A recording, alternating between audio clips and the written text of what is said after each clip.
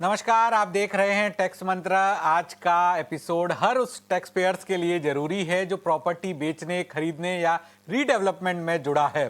Property बेचने पर tax कब लगता है? 24 महीने बाद बेची गई प्रॉपर्टी पर लॉन्ग टर्म गेन कैसे गिना जाता है?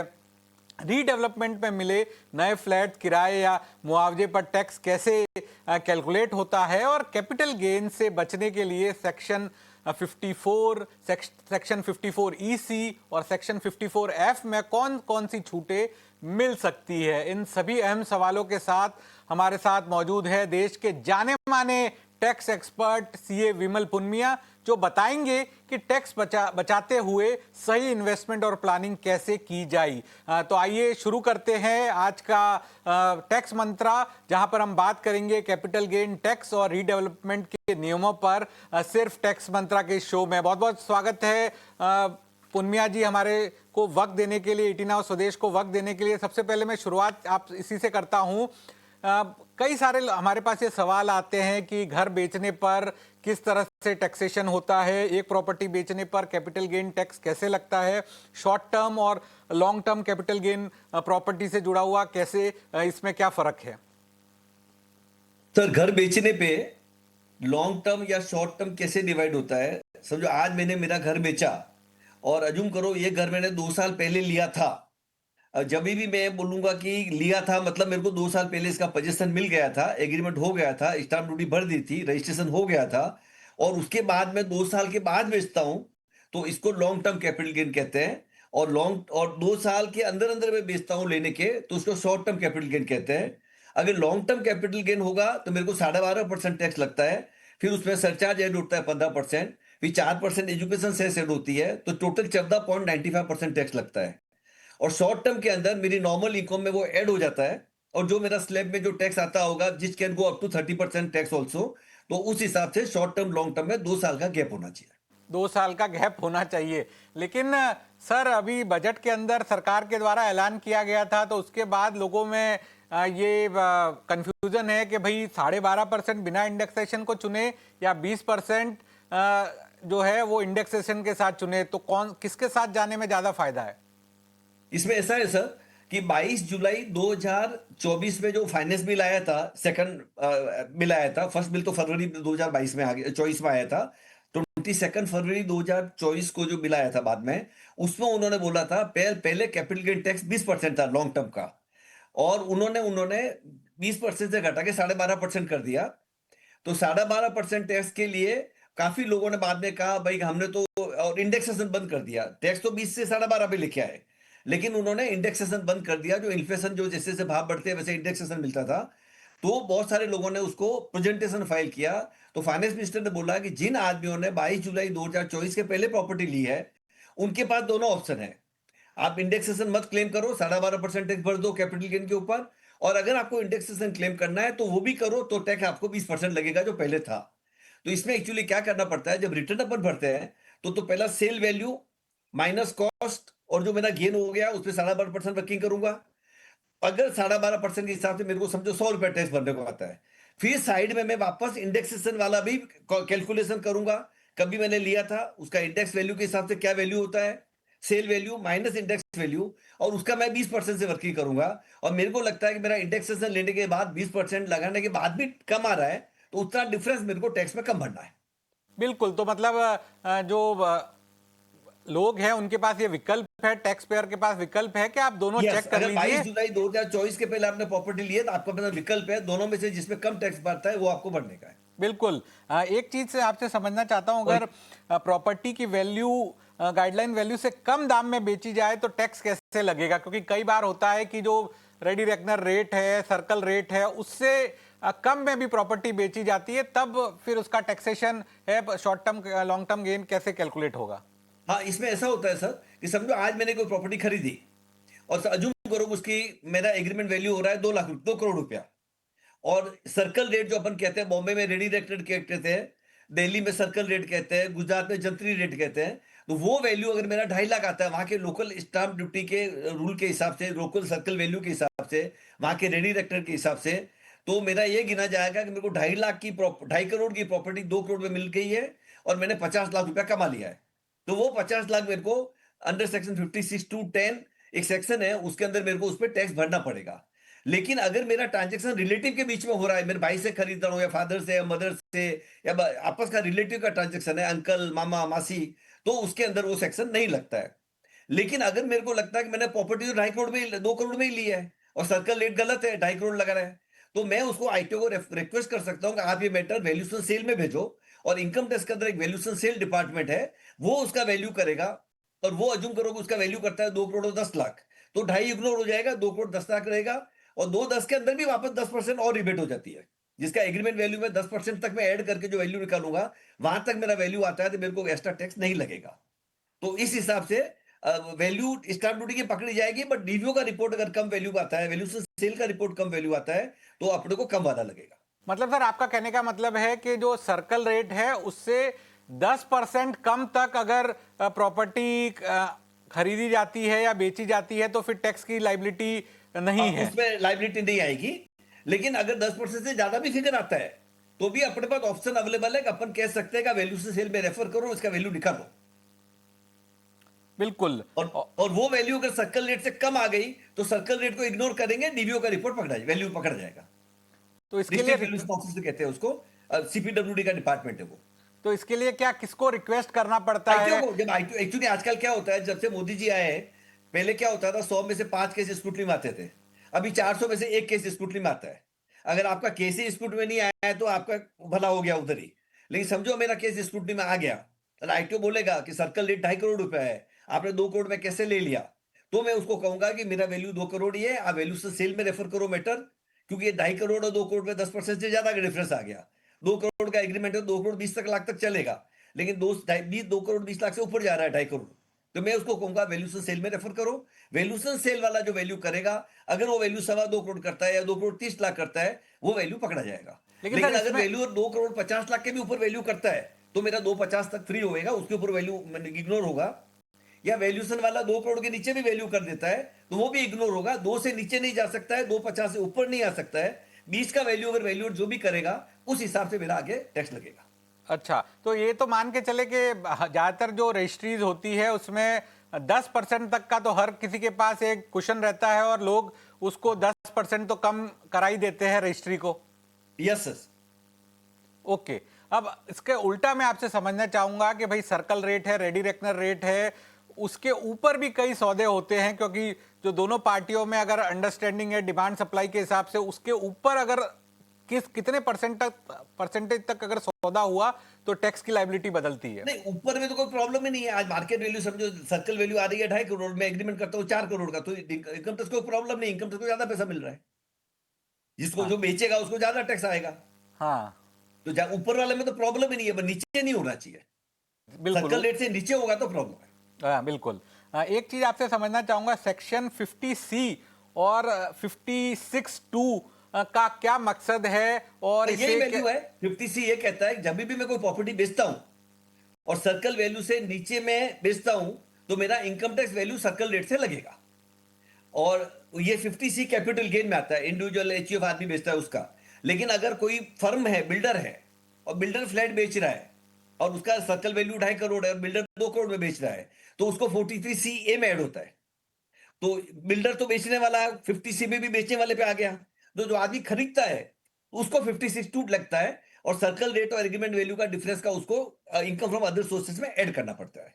लेकिन उसका ऑप्शन एक ही है, ऑप्शन का बोलो आप वैल्यूएशन सेल में रेफर करो, वैल्यूएशन सेल वाला वैल्यू करेगा, वो वैल्यू अगर जो फिक्स करेगा, उससे आप 10% का प्लस माइनस करके अपना रिटर्न भर सकते, अपना आगे बढ़ सकते हैं असेसमेंट के लिए। बिल्कुल। एक चीज आपसे समझना चाहता था, जॉइंट डेवलपमेंट एग्रीमेंट में टैक्स कब लगता है, साइनिंग के वक्त या कंप्लीशन सर्टिफिकेट पर? या एक्चुअली क्या, पहले बॉम्बे में क्या होता था, एक बिल्डर लैंड खरीदता था और माल बनाता था।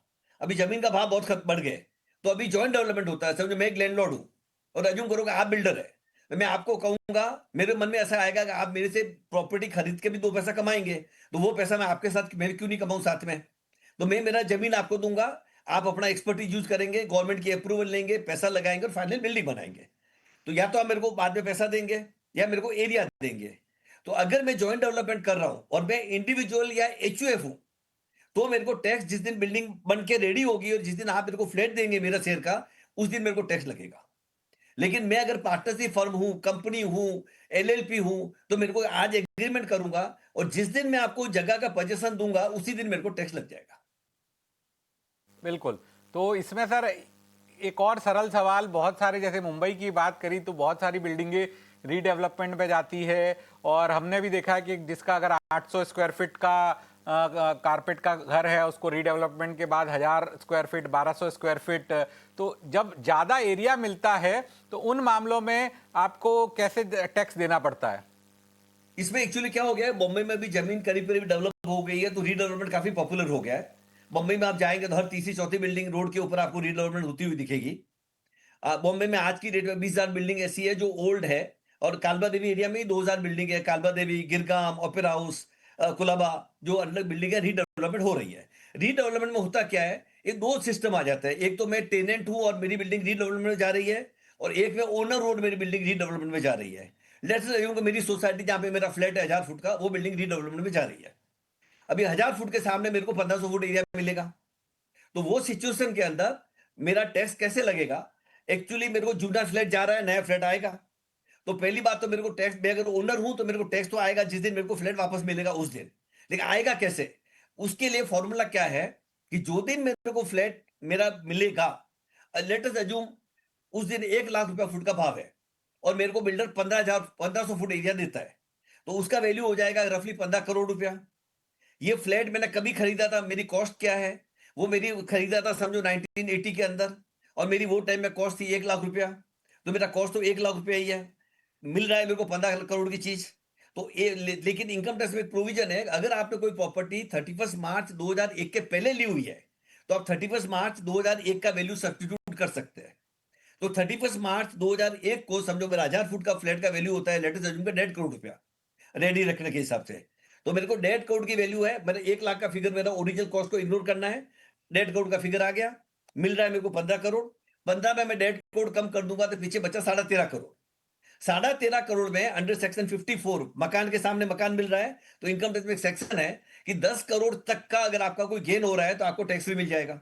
तो मेरा 13.5 करोड़ में 10 करोड़ तो फ्री हो गया, उसके बाद बचा मेरा 3.5 करोड़। उसके ऊपर मेरे को 12.5% टैक्स और सरचार्ज और एजुकेशन सेस, ऐसा करते हुए मेरे को 50 लाख रुपया टैक्स में चला जाएगा। अगर मेरे को 50 लाख नहीं भरना है तो मैं रीडेवलपमेंट जाने के पहले ही मैं मेरे वाइफ को 25%, 50%, मेरे बेटे को या मेरे भाई को या भाई के बच्चों को, जिसको मेरा सेक्शन के हिसाब से परमिटेड है, उसको मैं गिफ्ट कर दूं। तो समझो लेटेस्ट जो मैंने मेरे वाइफ को गिफ्ट कर दिया 50%, तो मेरा 13.5 करोड़ का गेन डिवाइड हो गया दो पार्ट में। 6.25 करोड़ मेरे वाइफ का हो गया, 7.25 करोड़ मेरा हो गया। और जो दिन मैंने किया खरीदा था वो डेट मेरे वाइफ का पकड़ा जाएगा, डेट ऑफ एक्विजिशन। जो डेट मेरा कॉस्ट जो मेरा है वो मेरे वाइफ का कॉस्ट पकड़ा जाएगा।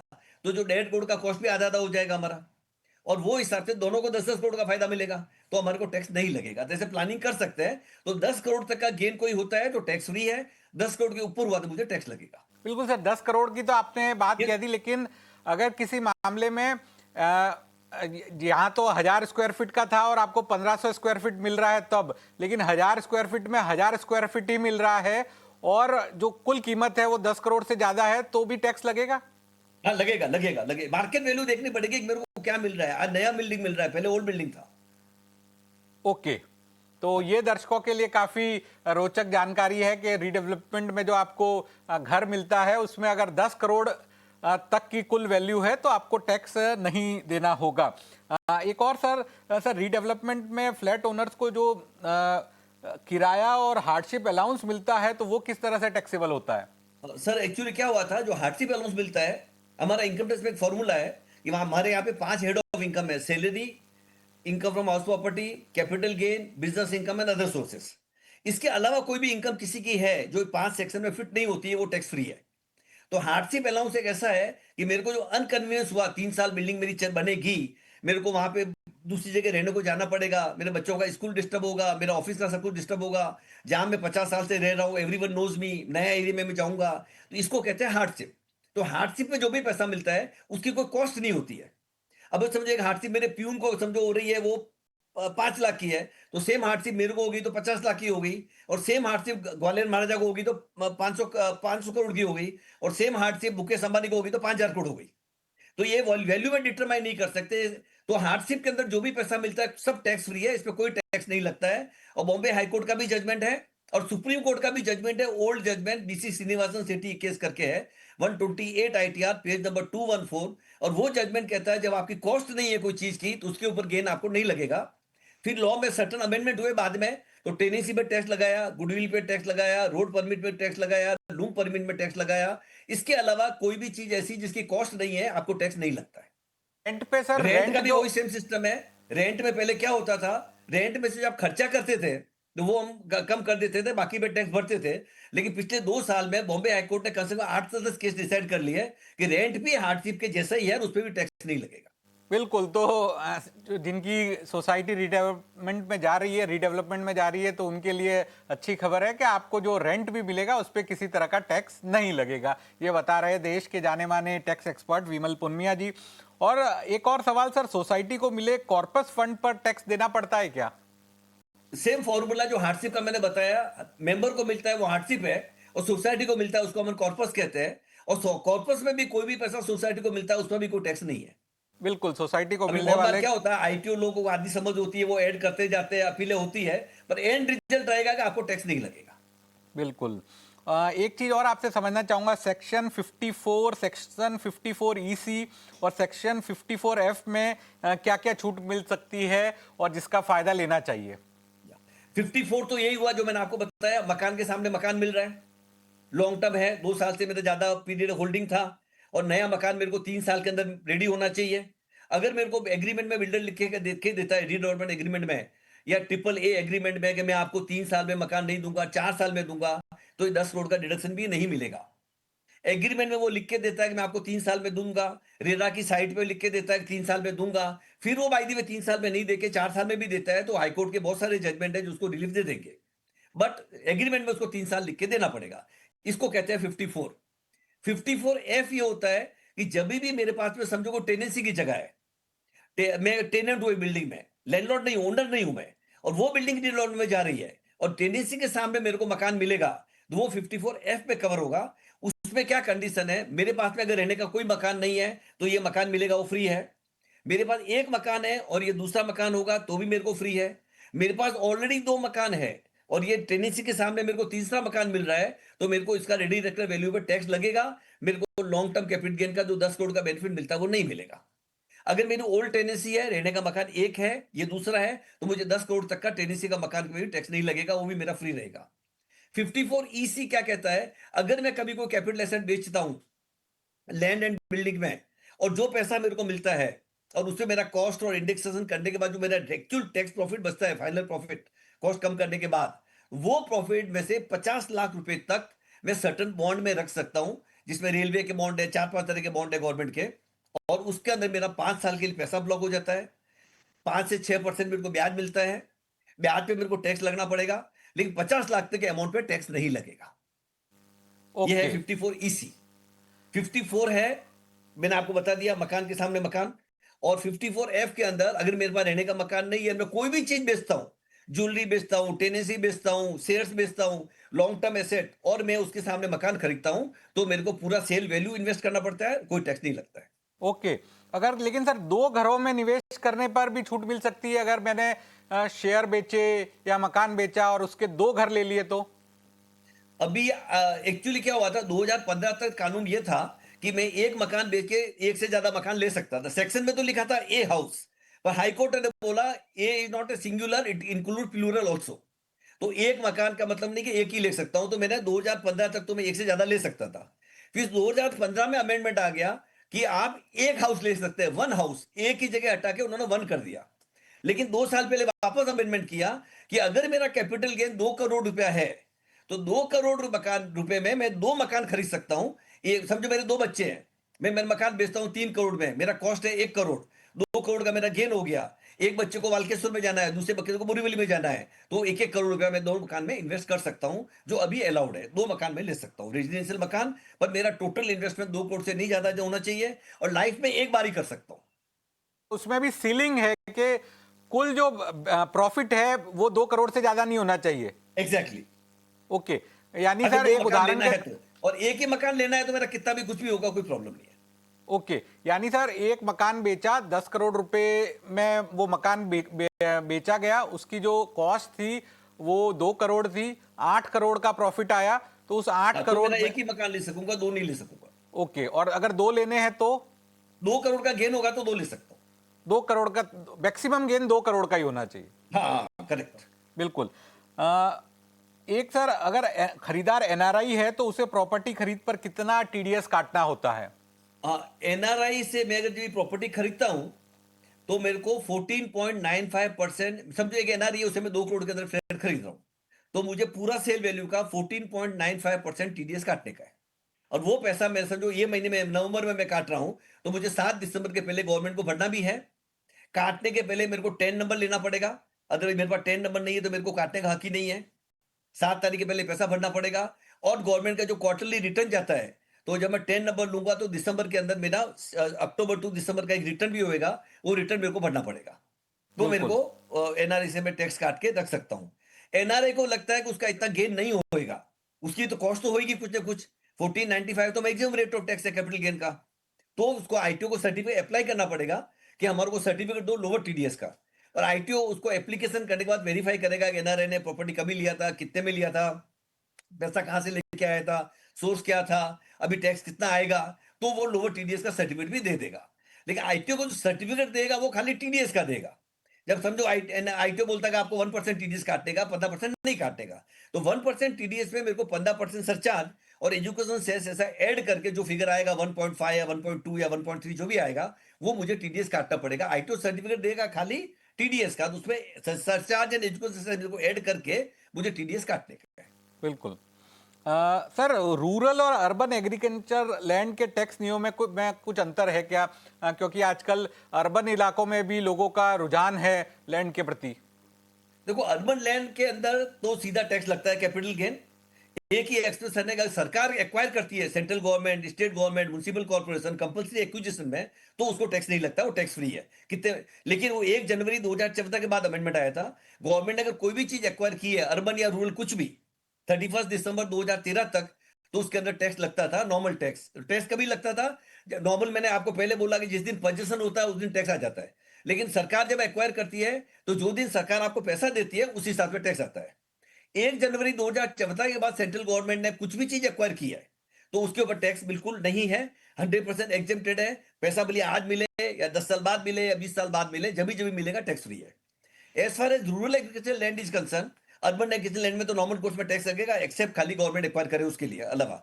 रूरल एग्रीकल्चर लैंड में क्या होता था पहले, कि जहां पे आपकी लैंड सिचुएटेड है, वहां की पॉपुलेशन अगर 10 लाख से 10,000 से कम है, और म्युनिसिपल कॉर्पोरेशन से वो जगह 8 किलोमीटर से लंबी है, तो आपको टैक्स नहीं लगता था, अदरवाइज लगता था। लेकिन अभी क्या, म्युनिसिपलिटी एक्सपांड हो रही है। जैसे बॉम्बे के अंदर भी आप जाओ, विरार, वसई, पहले खाली वो वहां पे भी पंचायत थी, बट आज वहां के 400 गांव म्युनिसिपलिटी में ऐड हो गए। पूना, नासिक, नागपुर सब एक्सपांड हो रहे हैं। तो जैसे जैसे सिटी एक्सपांड होती है, गांव नजदीक आते जा रहे हैं। तो गवर्नमेंट ने 2014 में एक और अमेंडमेंट कर दिया कि अगर म्युनिसिपल कॉर्पोरेशन की पॉपुलेशन 10,000 से ज्यादा है, क्योंकि 10,000 से कम में तो म्युनिसिपलिटी बनती भी नहीं है, 10,000 मिनिमम होना चाहिए। तो 10,000 और 1 लाख के बीच में आपकी पॉपुलेशन है, और आपकी rural land 2 kilometre municipal corporation की बाउंड्री के बाहर है, तो आपको टैक्स नहीं लगेगा। 2 किलोमीटर के अंदर है तो लगेगा। अगर आपकी पॉपुलेशन 1 लाख से ज्यादा है, 10 लाख से कम है, और लैंड सिचुएशन है 6 किलोमीटर के बाद, तो टैक्स फ्री है। 6 किलोमीटर के अंदर है म्युनिसिपलिटी से, तो टैक्स लगेगा। और पॉपुलेशन 10 लाख से भी ज्यादा है, तो आपके 8 किलोमीटर के बाहर है, तो टैक्स नहीं लगेगा। 8 किलोमीटर के अंदर है तो लगेगा। लेकिन जो फर्स्ट रूल जो था कि 8 किलोमीटर के बाहर और पॉपुलेशन गांव की 10,000 से कम है, वो रूल आज भी है, पर फर्दर कंसेशन देने के लिए 3 सेक्शन और ऐड किए। बिल्कुल, बहुत बहुत शुक्रिया विमल पुनिया जी, आपने तमाम बातों को बारीकी से हमारे दर्शकों को समझाया। और हमारे दर्शकों को भी मैं कहूँगा, ये जो बुलेटिन है, ये जो टैक्स मंत्रा का शो है, ये आप भी अपने फोल्डर में सेव करके रख सकते हैं। और कभी भी जब चर्चा हो कि अगर प्रॉपर्टी बेचते हैं तो किस तरह का टैक्सेशन होगा, रीडेवलपमेंट पे आपको ज़्यादा एरिया मिलेगा तो टैक्सेशन क्या लगेगा, और अपने दोस्तों को, अपने रिश्तेदारों को ये शो शेयर कर सकते हैं। क्योंकि ये गोल्डन शो है, ये हमने तैयार किया है, जिसमें तमाम मुद्दों पर बात की है, जिस पर अपनी एक्सपर्ट्स ओपिनियन दी है देश के जाने माने टैक्स एक्सपर्ट विमल पुनिया ने। तो टैक्स मंत्रा के शो में फिलहाल इतना ही, लेकिन बाकी खबरों के लिए आप देखते रहिए ईटी नाउ स्वदेश।